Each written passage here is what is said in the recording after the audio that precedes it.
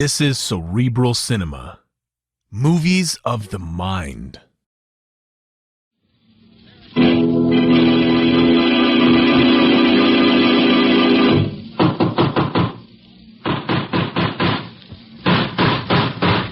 What's the matter? What is it? Another case for Nick Carter, master detective.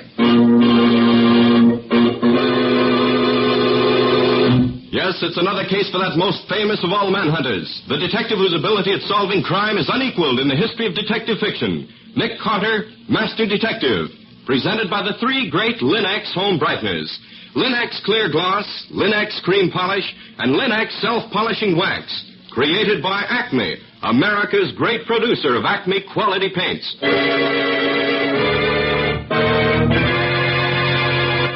Today's curious adventure: Murder in a Decanter. Or Nick Carter and the mystery of the missing body. In just a moment, we'll hear how Nick Carter solved the mystery of the Decanter murder. But first, I want to ask you something. Does your home have that inviting holiday look the whole year round? It can have. Yes, just as Chemtone, the miracle wall finish, has brought new beauty to your walls, so the three great Linx home brighteners will bring added loveliness to your floors, woodwork, and furniture. Linx Self-Polishing Wax, which beautifies your floors with a satiny yet tough non-skid finish that resists wear, water, and dirt. Linx Cream Polish, which cleans as it polishes, leaving no oily film on your furniture. And Linx Clear Gloss Varnish, the durable super varnish that dries to an elastic, transparent surface which protects all wood and linoleum in your home. You'll find the three great Linx home brighteners at your hardware, paint, or department store. Your headquarters also for Chemtone, the miracle wall finish.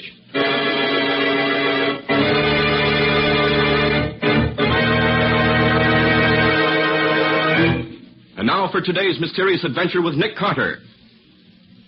As our story opens, we find Nick and Patsy at a New Year's party talking to their host. I'm sorry, Mr. Carter, but the man I asked you here to meet has been unavoidably detained. You and he would have had a great deal in common, I know. Yes, Nick's been looking forward to it for a long time now, Mr. Cord. And I can keep looking forward to it for a while longer, I guess. Well, Mr. Carter, you'll probably find all kinds of people at my parties.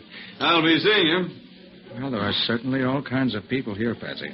But I can't see anyone I care about talking to. The trouble with you, Nick, is that all you think about is business. Well, true enough.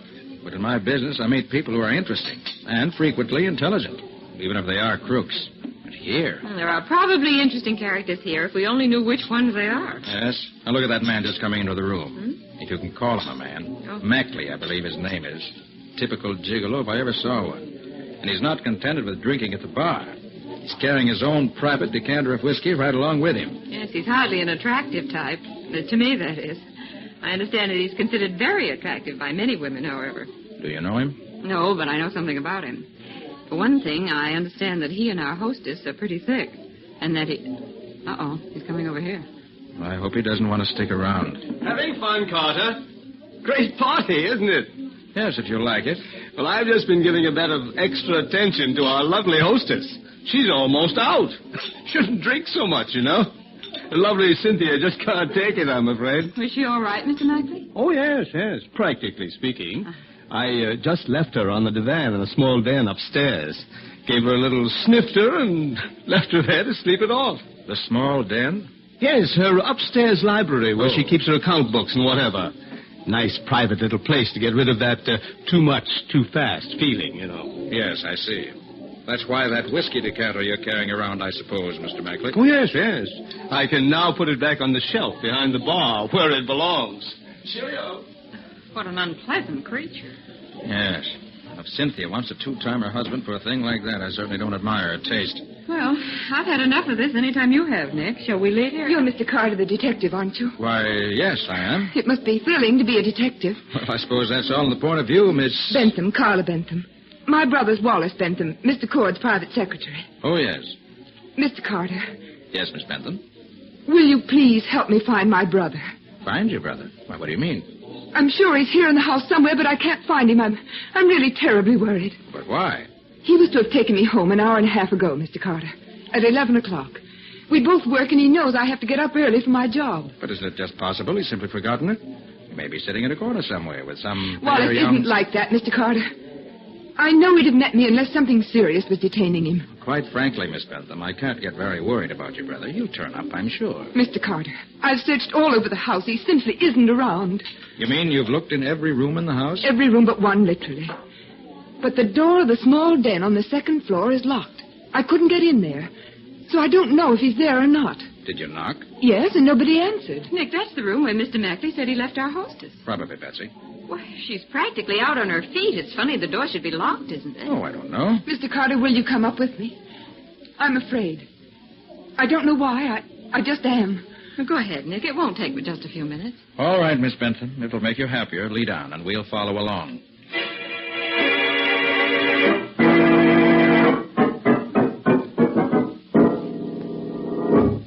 It's right over here, Mr. Carter. Huh? Is this where the 40 thieves hung out? How do you mean? Look at the size of those jars or urns or whatever you call them. 2 at the head of the stairs and 2 more on the landing. Boy. They're Oriental, I believe. Brought back by one of Mr. Cord's ancestors. This is the room. Here. The door's locked, all right. Well, let's try knocking. You see? No answer. Well, detective's supposed to look through keyholes, so I might as well live up to my reputation. Yes, I think I will have a look in there after all. Well, something is wrong, Nick. Mr. Carter, what is it? You'll see in just a moment. And it won't be pleasant, I warn you. And let me get this door open. There. Oh, Nick, that's Mrs. Cord. That was Mrs. Cord. Oh, the whole top of her skull is smashed in.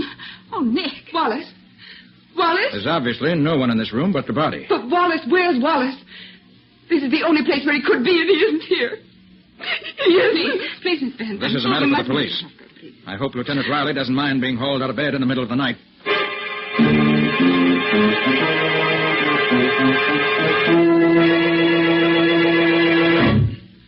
You sure nobody's touched anything since you found the body? Positive, Sergeant Kilroy. It's a wonder to me how we always find you on the scene of a killing whenever we get here. Lieutenant Riley, lets you get away with murder. But now that he ain't here, you got me to deal with. And I ain't as soft in the head as he is, not where you're concerned. Sorry, I annoy you, Sergeant, but I just happen to be here. Yeah, I suppose so. Well, suppose you just happen to tell me what you found out so far. Always glad to help the police, Sergeant, when they need it, which is often enough generally. Now, look here. The body was just where you see it now, on the floor there. I could see it through the keyhole, which is why I opened the door in the first place. On the desk, you see 2 glasses and an empty bottle of Burgundy. And that's all. Where's the murder weapon? That you'll have to answer for yourself. I haven't found it anywhere. Got any suspects? Have you talked to Mackley yet? I have. He says he was up here in the den helping Mrs. Cord get over a bad spell. He says he gave her a shot of liquor and went downstairs again. That's all he knows. Puts him in a pretty tight spot, doesn't it?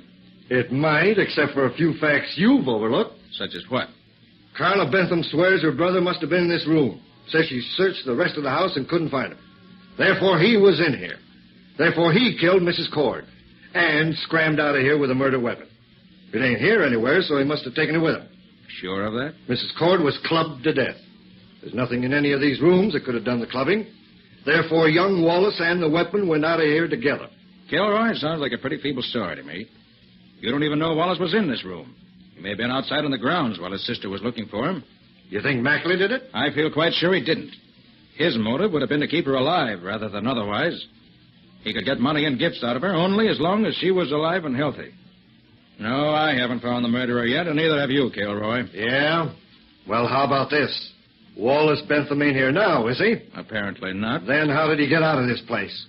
He ain't in the house. He ain't anywhere on the grounds. My men know that now. And there's a wall around this place with only one gate. And the man at the gate says he ain't left here since he came in last night. Which means he sneaked away by somehow climbing over the wall. If that don't mean he's guilty, I'm a herring's uncle. You got any theory about what happened here?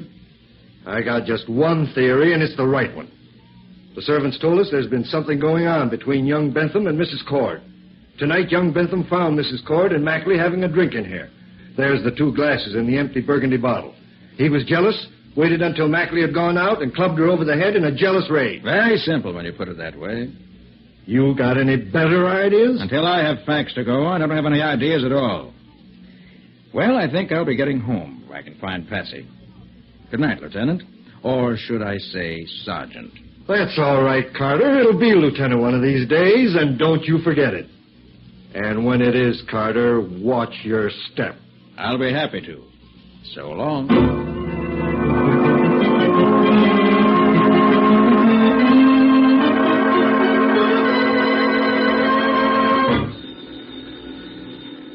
All right. Nick Carter's office? Mr. Carter, this is you-know-who. Don't mention my name. Oh, yes, I recognize your voice. Can you What is come? Can you come to 2343 Aldine Street at once? I'm in terrible trouble. Terrible. But what's the matter? I can't tell you on the phone. For the love of heaven, come. All right. Lucky you caught me. I was just going out to dinner. Be right over.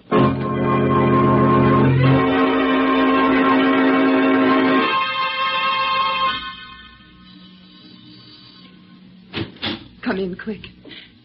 Look, there. Why, that's Mackley. With the top of his head crushed in, too. Yes, there's what did it. Heavy glass bookend, huh? I found him like that when I came home. You just got in when you phoned me? Yes. I opened my door, and there he was. Been dead less than an hour, I should say. Oh, what will the police say? And after what happened to Mrs. Cord last night. Yes, Sergeant Kilroy will undoubtedly have plenty to say. How do you suppose Mackley got in here? He may have picked the lock.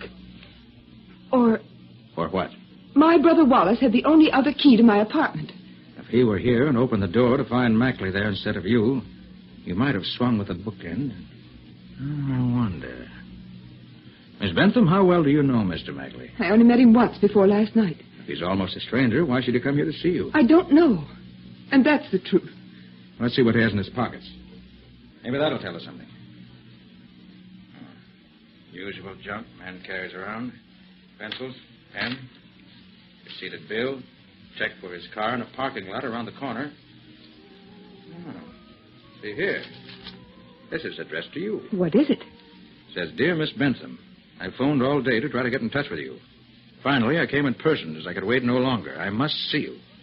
I have something to tell you about last night and your brother. Also, I want your help. I want you to keep... And that's all. That's a funny way for a note to end, Mr. Carter. Yes. That and the ragged way the note is folded makes it obvious. He was scribbling this note to you here at your table when something startled him and he crammed it in his pocket. And then he was killed. But who killed him and how did they get in here? See what's outside this window. Ah, here's the answer. Marks of shoe nails on the windowsill. The flat roof only 6 feet below your window here. Looks as if somebody got out here.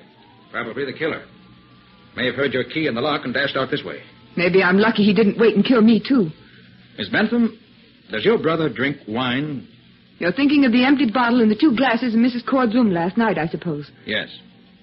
Yes, Wallace drinks only wine, nothing else. But what does that... Open up in the name of the law. The police. Open up, Carter. I know you're there, and the girl, too. Quiet. Let me handle this. Just a second. So, another killing, eh? And you are in on this, Carter. Last night I thought you weren't, but now I find you here with this girl and a dead man. What I told you last night was the truth, Kilroy. I know nothing about this except what you see here. Miss Bentham came home tonight and found Mackley dead. Sure, I know. Hold out your hands, Carter. What are you figuring on, Sergeant? What do you think? You're in this thing up to your neck. I'm taking you in and locking you up.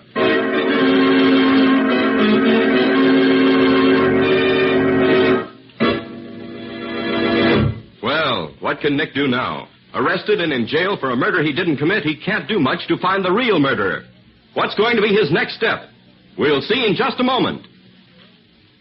No matter how careful we are, we're all likely to track in mud, snow, and slush from out of doors these winter days. Save time and energy by protecting your floors. Use Linex self-polishing wax, the non-skid finish, to give your wood and linoleum floor surfaces protection plus beauty. Because Linex self-polishing wax contains genuine carnauba wax, it wears well and may be renewed at any time without re-waxing the whole floor. Linex self-polishing wax resists water, too, so that it may be wiped up easily. And it lessens your work because Linex self-polishing wax keeps dirt on the surface where it's readily wiped away. What's more, Linex self-polishing wax gives all your floors a beautiful, satiny appearance you'll be proud of. Best of all, Linex self-polishing wax requires no tiresome rubbing or polishing. You simply wipe it on in a jiffy. So depend on the modern way to keep your floors looking their best with a minimum of work. Get Lin-X, Lin-X, Lin-X self-polishing wax now. You'll find all three great Lin-X home brighteners and Chemtone, the miracle wall finish, at hardware, paint, and department stores everywhere.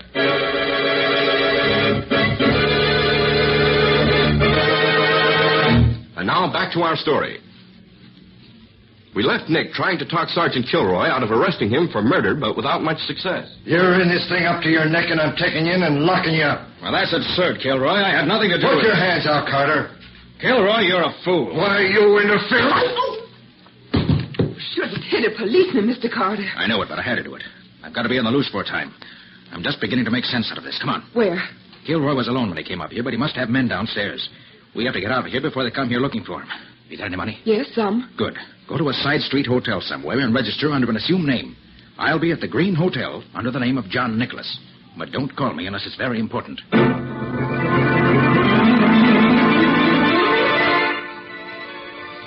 Casey's parking lot.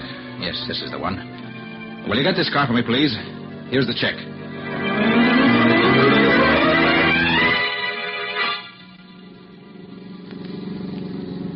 Yes, this ought to be far enough away. Now, let's see if there's anything in this car, Magley's. Nothing inside here. Well, maybe he had something in the rear compartment. Now, which one of these keys unlocks this? There.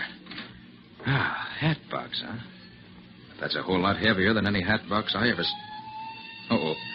I'll have to postpone this investigation for now. I better get out of here.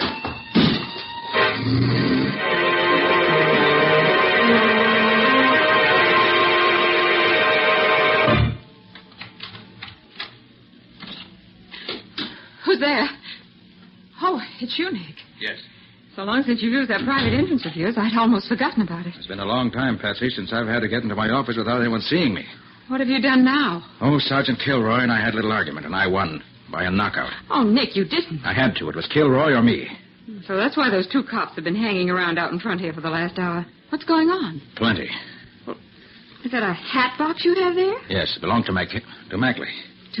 Yes. He was murdered in Carla Bentham's apartment earlier this evening. Oh? I'll tell you all about it later. Right now, I want to find out why a hat box should be so heavy. Give me those scissors. Here you are. Now, snip here, snip there. The string is off. We lift the lid, and we find... lots of tissue paper. Oh, hurry up, Nick. And under the tissue paper, we find a whiskey decanter. Oh, but that can't be whiskey in it. It's too red. You're right there. No, don't touch it, Patsy. There'll be fingerprints on it. Oh. Now, let me use my handkerchief. I'll take it out where I can see it better. Oh, that's a beautiful thing, Nick. Why, it's cut glass. Yes, but what's that in it? Smells like wine.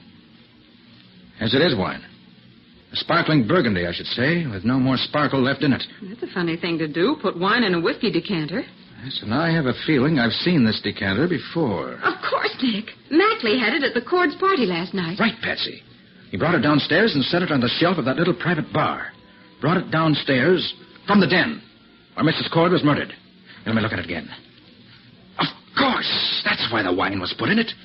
This was what killed Mrs. Cord, Patsy. What? Yes, see the blood right on the corner here? What? You can't see it with a decanter full of wine unless you look for it. And there are fingerprints on it, too. I can see them. Patsy, that's the answer. I don't get it, Nick. You will later. Right now, I've got to get over to the Green Hotel, where I'm supposed to be registered as John Nicholas. I'll see you later. And take good care of that decanter.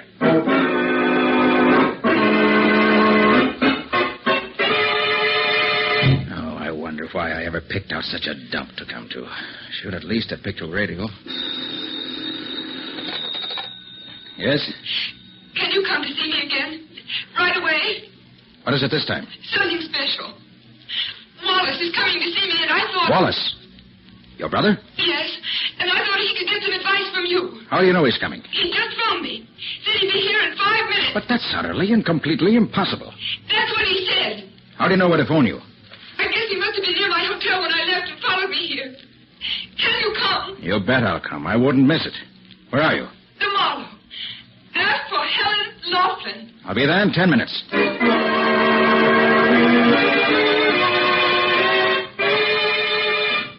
Oh, clerk. Yes, sir? Miss Helen Laughlin's room. Number 211, right at the head of the stairs. Is she expecting you? No, she's not expecting me. And I don't want to phone up to her. I want to surprise her, see? Oh, sorry, sir. Rules are that all visitors have to be announced. Is that so? Well, here's a $5 bill. See it? Yes, sir. Now tear it in half. So. Here's half for you and half for me. You get the other half if you don't phone on ahead that I'm coming. If you do phone ahead, I've got something else here in my hip pocket that you'll get when I come down. And I know how to handle it, too. You get me? Yes, sir, I get you. You can go right on up. Nobody will announce you. Okay. See you later.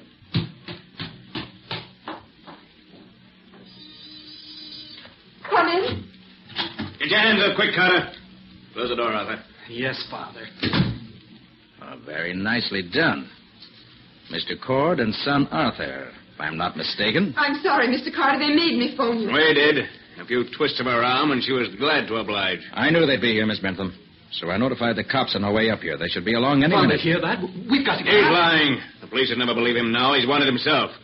Besides, why should he expect to find us here? For the simple reason that Miss Bentham's brother Wallace just couldn't be coming here to see her. It's a physical impossibility. What do you mean by that? The dead can't walk. Oh. He's just talking, Carla. Come, Carter. Where's that decanter? Suppose I told you it was at headquarters. Fingerprints, blood and all. I wouldn't believe you.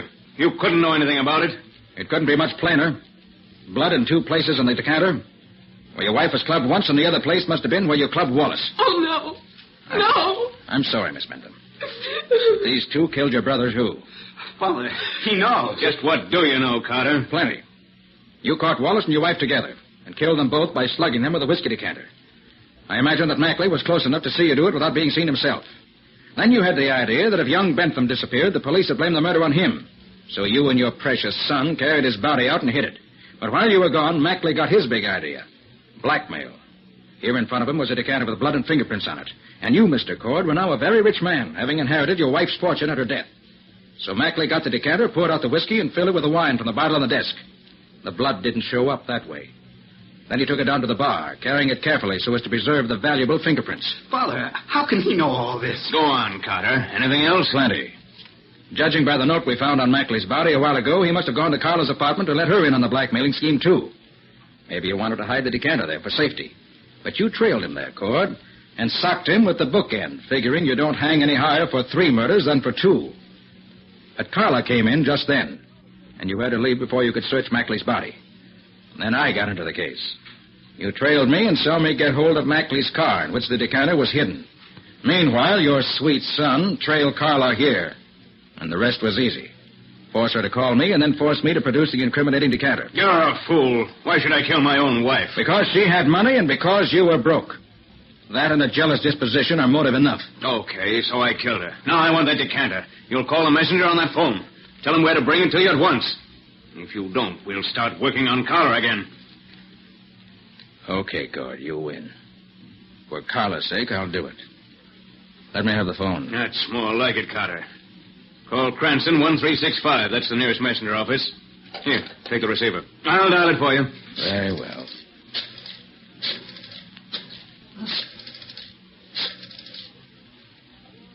Now, Carter! Get your hands up, Carter! You don't... Are you a slack little word? Give me that gun. I'll fix you. Carter, take it easy. I'll take over now. Hi, good for you, Sergeant. Well, did you hear anything while you were out there? I heard enough to send the old boy to the chair. I'm glad you got my message okay. Message? I didn't get any message from you. The hotel clerk downstairs phoned and said... That was the message I sent you. After I threatened him with my gun and flashed a torn $5 bill on him, I knew he'd get in touch with headquarters right away. Smart fellow, that clerk. Wouldn't let anyone put anything over on him. And you're a smart fellow, too, Kilroy, recognizing his description of me and answering the call yourself. Well, nobody but me was going to have the pleasure of pulling you in.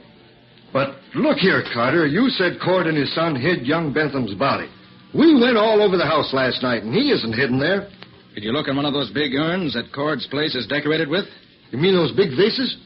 Heck no, never thought to look inside them. I'll send someone up right away. Well, how about me? I haven't forgotten you wanted to arrest me a while back. I ain't forgotten it, Carter, and I ain't forgotten about that sock in the jaw you gave me.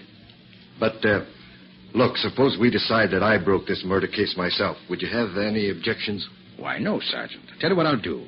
I'll swap you a decanter complete with fingerprints and bloodstains in return for letting bygones be bygones and no hard feelings anywhere. Agreed? Okay, but in the future, keep out of my way. I don't want to have any more arguments with you. Your arguments have too much punch behind them for me.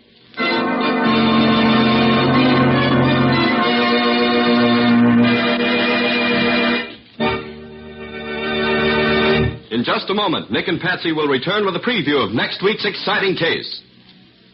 But before they do, here's a New Year's resolution for you, one you'll find it easy to keep. The resolution that this year you'll make your home a more pleasant, more inviting place to be. With the 3 great Linex home brighteners, it's always easy to keep your floors, furniture, and woodwork shining clean. Take Linex Cream Polish, for instance, which gives your furniture a handsome, lustrous look in half the time. Yes, it's true, for Linex Cream Polish cleans as it polishes, saving you one whole step in your cleaning day routine, and removing in one quick application the cloudy accumulation of dust and previous polish. Linex Cream Polish banishes messy fingerprints and helps conceal ugly scratches, too, and it leaves no oily film to attract more dust, to make more work. So be sure to ask your dealer for Linex Cream Polish. Get all 3 great Linex home brighteners. That's Linex, spelled L-I-N-X. You'll find them, Linex Self-Polishing Wax, Linex Cream Polish, and Linex Clear Gloss Varnish at your nearest hardware, paint, or department store. One other important reminder. This is the final week of the great 6th War Loan Drive. Make the world's safest investment now. Invest in victory, in post-war stability, in your own future security. Buy an extra war bond and make your idle dollars fighting dollars.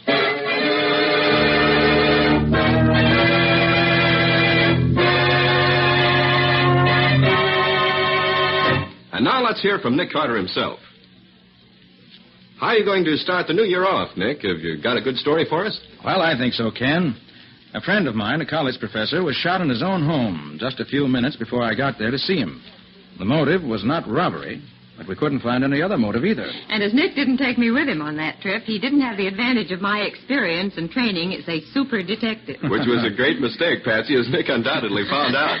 Another murder followed on the heels of the first, and a third victim was nearly added to the list. The said third victim being Nick himself. Yes, I came nearer the end that time than at any other in my life. What do you call it, Nick? I've called it Monkey Sees Murder. Or the mystery of the Peruvian red mark. Well, listen next week for further details. So long for now. I think you'd be interested to hear Nick Carter as the guest detective on the Quick as a Flash program this evening at 6 o'clock over most of these stations. Why not tune in? And now, so long. And so long to you both, Nick and Patsy. Be seeing you again next week.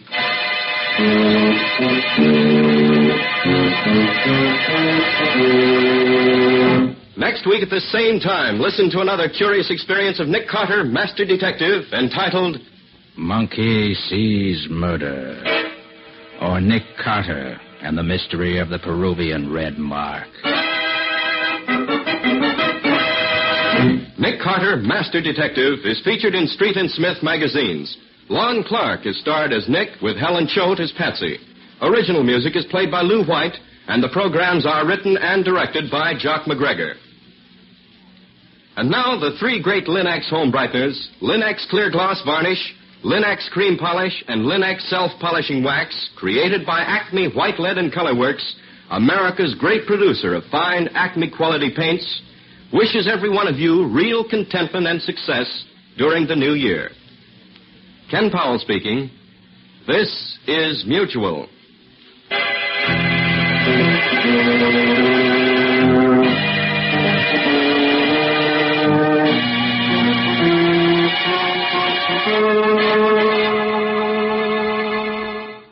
Cerebral Cinema hopes you have enjoyed this movie of the mind.